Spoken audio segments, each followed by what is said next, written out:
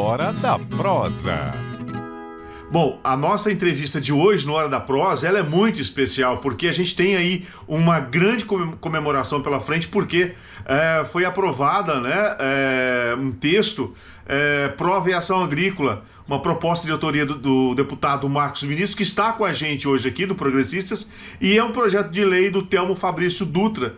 E agora só falta a sanção do governador Eduardo Leite, declarando o setor como de relevante interesse social, público e econômico para o estado de São Paulo, para o estado do Rio Grande do Sul. Porém, é um projeto que ele é importante para o Brasil todo e deveria, nos moldes que foi realizado esse projeto de lei lá no Rio Grande do Sul, deveria ser também Brasil afora.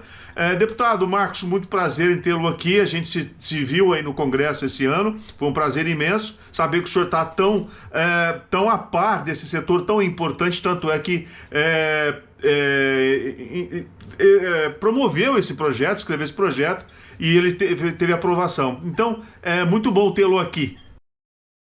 Muito obrigado, Cláudio, pela oportunidade, pelo convite da entrevista, falar com a tua audiência aí, que é tão qualificada. Bom, eu estou feliz, muito feliz mesmo de ver esse projeto sendo aprovado aqui no Rio Grande do Sul, e um projeto de defesa e proteção, de segurança jurídica para a aviação agrícola que foi aprovado na primeira Assembleia Legislativa de todo o Brasil aqui no Rio Grande do Sul. Bom, não preciso nem falar, a aviação agrícola começou aqui no nosso estado, nos anos 40, lá no município de Pelotas, foi se desenvolvendo, ganhou espaço, alcançou o país. E a aviação agrícola se revelou uma ferramenta indispensável para a garantia da eficiência produtiva, do abastecimento e da segurança alimentar. Quando se fala, muitas vezes, de que hoje se colhe 20 pratos de arroz a mais por hectare, é claro, tem todo o trabalho de pesquisa genética nas plantas, tem tudo isso, mas tem também aí um trabalho muito importante, que é o aprimoramento da aviação agrícola, seja para semeadura, como na dispersação de fertilizantes. Isso. E também dos defensivos. Então ela foi uma ferramenta que se mostrou importante para a gente ter eficiência produtiva. Só que, Cláudio, como tu sabe, a tua audiência tão qualificada também sabe, de 2014 para cá, um movimento orquestrado aqui mesmo no Rio Grande do Sul começou a ganhar espaço no Brasil inteiro. Um projeto de lei protocolado pelo deputado Edgar Preto, atualmente presidente da CONAB, a Companhia de Abastecimento do Brasil, do nosso país, ele buscou, então, proibir a aviação agrícola, proibir a pulverização aérea em todo o estado do Rio Grande do Sul. Aquele projeto não prosperou aqui, ele foi rejeitado. Mas essa iniciativa do então deputado Edgar Preto, ganhou versões em todo o Brasil praticamente, em câmaras municipais e em assembleias legislativas. E projetos como esse começaram a ser apresentados Brasil afora, até mesmo na Câmara dos Deputados. Bom, em 2019, o próprio deputado apresentou uma segunda versão desse projeto, tentando proibir a aviação por completo no estado, sob a alegação da deriva, como a deriva fosse exclusivamente fruto da aviação agrícola, como se a aviação agrícola fosse realmente o que eles falam por aí. Agora até um site aqui do Rio Grande do Sul, dito veículo de comunicação, fez a matéria Chuva de Veneno. Um absurdo, mas eles trouxeram esse tema. E aí buscaram de novo, em 2019, a proibição. Não passou de novo. Em 2023, eles apresentaram um projeto novamente aqui. Aqui no Rio Grande do Sul, a gente tem lutado para não deixar esse projeto passar. Mas o que acontece, Cláudio, é que esse projeto começou a ter êxito em outros estados. E o estado do Ceará, lamentavelmente, por conta de um conflito que gerou comoção social, acabou estimulando e favorecendo a aprovação dessa lei que foi pensada aqui no Rio Grande do Sul pela bancada do PT e que ganhou adeptos de outras siglas similares pelo Brasil, foi aprovada, acabou sendo judicializado, esse assunto chegou ao STF e o STF então deliberou em decisão que cabe aos estados legislar sobre a questão da aviação agrícola no que diz respeito à proibição. Então, esse assunto aconteceu e o projeto então do irmão do deputado Edgar Preto, hoje atual deputado estadual Adão Preto Filho, começou a se tornar um projeto preocupante para o setor. O que nós fizemos? Imediatamente procuramos encontrar um antídoto para esse veneno. né, já que falam tanto em veneno, nós procuramos um antídoto para esse veneno, né, um veneno que poderia matar a aviação e, consequentemente, matar uma parte importante da produção do Rio Grande do Sul. Nós resolvemos fazer um projeto de lei dizendo o óbvio, que a aviação agrícola é uma atividade de interesse social e de interesse econômico para o estado do Rio Grande do Sul, falando da sua importância. Num outro artigo, destacando quais são as atividades que estão elencadas no rol, aquele rol que a aviação agrícola tem, inclusive por legislação federal, e que aqui para o estado são importantes. Semeadura, dispersação, né, de fertilizantes defensivos, repovoamento, combate a incêndios e transporte emergencial de cargas, que bravamente os nossos pilotos e empresários fizeram aqui no Rio Grande do Sul durante essa calamidade. Verdade. E um terceiro artigo, Cláudio, que declara a aviação agrícola livre de operação em todo o território do Rio Grande do Sul, desde que atenda às normas técnicas ligadas ao setor. Abrimos ainda uma possibilidade nesse texto de lei de permitir que o governo do Rio Grande do Sul e as prefeituras possam fazer termos de cooperação com a finalidade de estimular a pesquisa, a inovação, a ciência, né, no que diz respeito à melhoria da produção, até mesmo de boas práticas de aplicação. Está lá no texto da lei. E esse projeto começou na Assembleia Legislativa praticamente aprovado, porque eu entendia que essa matéria, dada a relevância, a importância e a ameaça que esse movimento, organizado pelos partidos de esquerda, que estão fazendo pelo Brasil, poderia gerar, eu organizei um grupo de deputados, que somaram 25 ao todo, 25 deputados dos 55 da Assembleia Legislativa, que foram signatários da matéria junto comigo, de todos os partidos praticamente. E o projeto tramitou durante um ano e meio, e chegou então, agora nessa semana, essa terça-feira, o fatídico dia de votação da proposta. E nós tivemos realmente um debate acalorado, como é natural com relação a esse tema, muitos mitos sendo abordados na tribuna pelos deputados contrários à aviação, contrários à agricultura convencional, e fizemos o enfrentamento devido, ponderamos como deveria ponderar o assunto e tivemos uma aprovação por maioria absoluta. Foram 31 votos favoráveis a 12 contrários. E o projeto avançou e hoje nós estamos, né, celebrando essa conquista, porque esse projeto, ele protege a aviação, ele dá segurança jurídica ao setor, ele não joga lá mais a aviação sob o risco da influência da demarcação ideológica, da lacração, como hoje muito se fala. Câmaras de vereadores pelo Brasil já estão apresentando projetos assim, eu reforço, tentando proibir a aviação no seu território. Então, quando tem uma lei de hierarquia superior, que é a lei estadual, garantindo a livre operação em todo o Rio Grande do Sul, as leis municipais perdem o sentido. Sim. E nós temos aí uma segurança para o setor.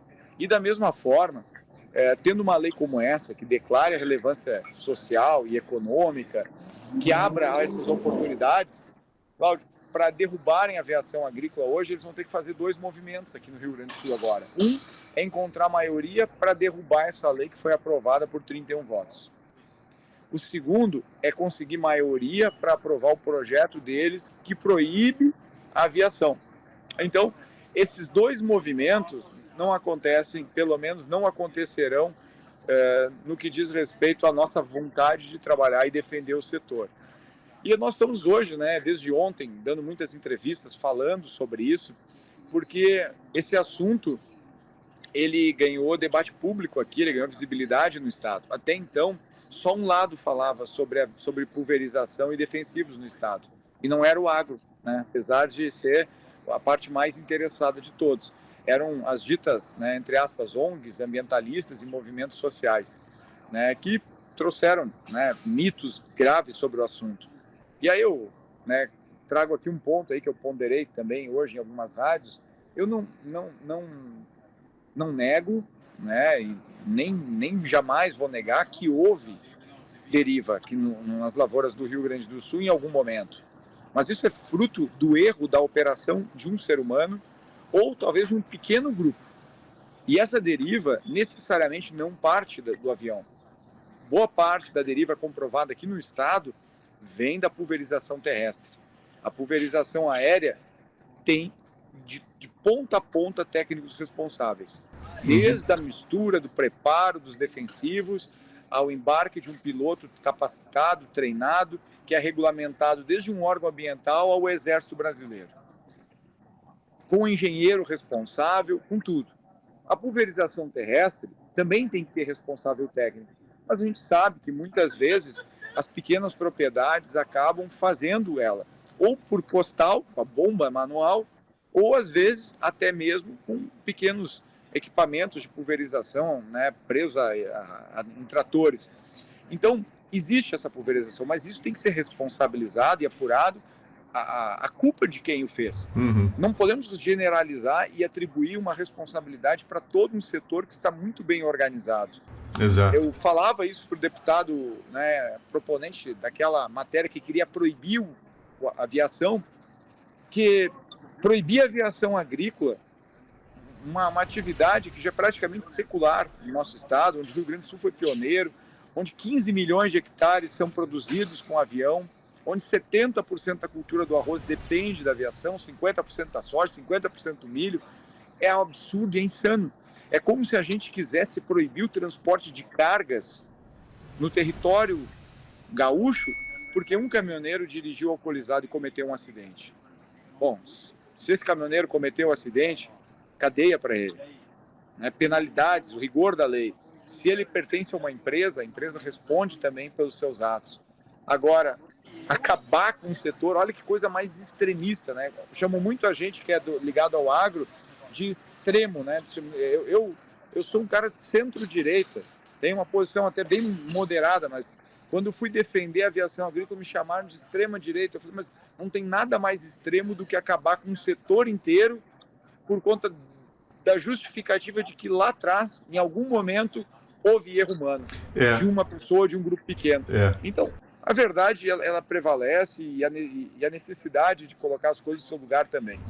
O que me preocupa muito, o que me entristece muito, é que é justamente esses extremistas, né, ideológicos, eles não enxergam, eles não conseguem enxergar a evolução de toda a tecnologia que a aviação usa hoje. É a atividade mais vigiada e regulamentada que existe. Muito pelo contrário, quando acontece, por exemplo, hoje, se vocês pesquisarem os índices de intoxicações por defensivos, ele ocorre justamente na agricultura familiar, é onde ocorrem os maiores casos. Por quê? Justamente pela falta dos devidos EPIs. É isso, basta uma pesquisa, basta pesquisar aí junto aos órgãos que regulam isso, até aos órgãos de saúde, vocês vão poder constatar isso. Agora, é muito importante que esse projeto aprovado aí no Rio Grande do Sul, ele propague aí pelos outros estados e mostre exatamente como é um setor que está defendendo a nossa segurança alimentar. O Brasil, muita gente critica erroneamente pela quantidade de defensivos que usa, mas é importante que se diga que o Brasil, ele, por ter um clima tropical, nós temos regiões que nós temos até 4 safras. Feijão, por exemplo, tem estados que colhem 4 safras por ano, muito diferente de um país como os Estados Unidos, como a própria União Europeia e até uma Austrália da vida. Nós temos climas diferentes, situações diferentes e biomas diferentes. E isso, então, tem que ficar bem claro. Ontem no debate, até uma deputada aqui, deputada Luciana Genro, nossa colega do PSOL, fez uma comparação à Europa, né, dizendo que a Europa proibiu a aviação agrícola e a gente deveria seguir o exemplo europeu, né?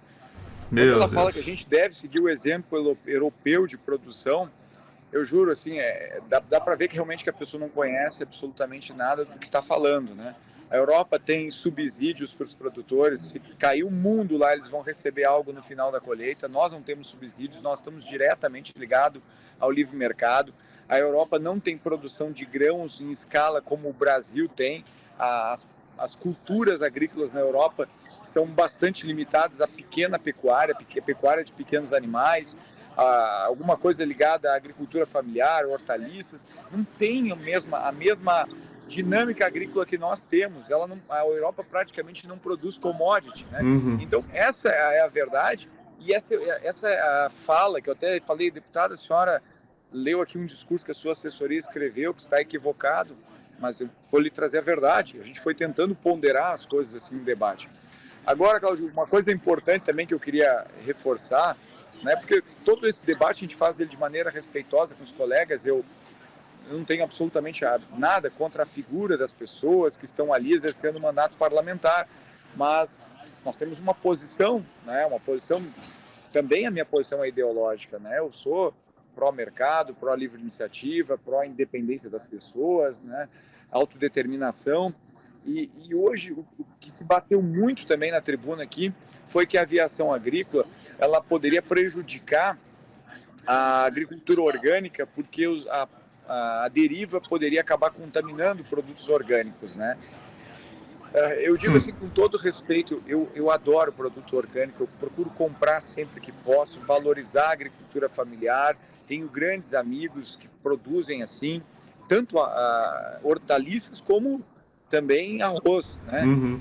Mas o que se quer quando se fala isso não é proteger a agricultura orgânica, não é.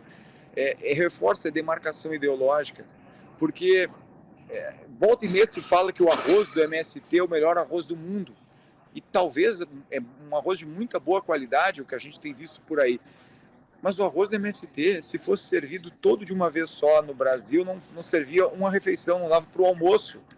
Então a gente tem que dar a dimensão e a importância para as coisas de acordo com o que elas são e que elas merecem. Uhum. A agricultura orgânica tem que ter seu espaço, ela merece ser cuidada, merece ser preservada, mas a agricultura orgânica não alimenta o nosso país. Exatamente. Ela não tem capacidade de alimentar o nosso país por mais de um dia. Uhum. Nós temos que entender isso. Se o Brasil é o que é hoje, é porque tem um agro forte, com capacidade, né, de oferecer, inclusive, alimentos para outras nações. A Organização das Nações Unidas, né, tem um indicador. Hoje nós temos 8 bilhões de habitantes no mundo. A ONU aponta que em 2050, que é logo ali, 2050, ficou o olho ali, 2050 nós vamos ter uma população de 11 bilhões. Isso, né, para poder alimentar uma população de forma adequada, né, nós teríamos que ter a produção de 2.800 calorias dia, assim, para ser oferecida. Isso exigiria 60% mais de produção, e não tem terras para produzir mais, a não ser que a FAO descubra alguma forma de desmatar florestas para produzir mais. A única forma de produzir mais é sendo mais eficiente, é encontrando sementes que se adequem ao clima, o clima propício para cada estado, uhum. Que a gente consiga encontrar um manejo de solo mais eficiente, que se consiga encontrar métodos de produção e proteção dessa produção, como a aviação agrícola tem feito. Aí sim, nós vamos conseguir ter produção em larga escala. Mas o que eu reforço é demarcação ideológica que vem de lá. Porque se o Brasil voltar ao século XIX e tiver que semear arroz de mão, né, pulverizar de costal, ou então plantar milho de forma braçal e botar um agricultor de enxada no meio da lavoura, como fazia o bisavô dele, aí sim... O mundo vai morrer de fome. Né, vamos virar o país mais pobre do mundo. Exatamente. Então, nós não podemos aceitar mais isso, né? Eu respeito essas culturas orgânicas, respeito os agricultores familiares, respeito, inclusive, os produtores que trabalham de verdade nos assentamentos do MST. Mas, por favor, não adianta a gente comparar, né, uma coisa que tem um caráter, inclusive, assim, artesanal, né, que é importante, que é necessário, que é valoroso, com algo que é necessário para a produção de alimentos e a segurança alimentar, que é a agricultura convencional. Perfeito, deputado. Olha, eu queria agradecer por ter levado esse projeto até a Assembleia Legislativa do Rio Grande do Sul, por conseguir essa aprovação aí, dialogando com seus pares e mostrando o quanto esse projeto ele é essencial para o Brasil inteiro, porque é uma semente que foi plantada aí, tomara que essa semente vá para outros estados e germine também com uma aprovação de um projeto semelhante. Parabéns e muito obrigado. Parabéns pelo trabalho mais uma vez. Muito obrigado. Fico muito feliz, Cláudio, de ter patrocinado esse investimento assim, em defesa do setor. Foram 25 deputados signatários que celebraram junto essa conquista, e a gente teve ontem uma presença maciça também, assim, de pilotos, técnicos, né, de pessoas que são apaixonadas pela aviação, além de alguns empresários também do setor que estiveram lá, e os nomes históricos aí do SINDAG, do IBRAVAG, que nos prestigiaram. Eu fico feliz também de, nesse mesmo projeto, fazer uma homenagem ao Telmo Dutra, que foi um pioneiro na organização do setor, né, um gaúcho também, do município da Bossoroca, que vai ser lembrado sempre aí, a partir de agora, com essa lei, que é a referência hoje para o setor da aviação no país. Tá certo. E parabéns ao SINDAG também por estar sempre junto aí da sociedade, um setor que não se esquiva de responder perguntas, sejam elas as mais cabeludas possíveis. Não tem pergunta feia, não tem cara feia. Aqui é um setor que está fazendo tudo para ser o mais transparente possível. E no SINDAG a gente conta com uma equipe extremamente capacitada para levar à sociedade as respostas que elas tanto perguntam. Deputado, mais uma vez, eu estive aqui, você que está acompanhando aqui, deputado Marcos Vinícius, do Progressistas do Rio Grande do Sul. Parabéns pelo trabalho, deputado. Muito obrigado. Seguimos sempre na luta em defesa do agro, do lado de quem trabalha, de quem produz, quer tocar o Brasil para frente. Obrigado, Cláudio. Um abraço. Hora da prosa.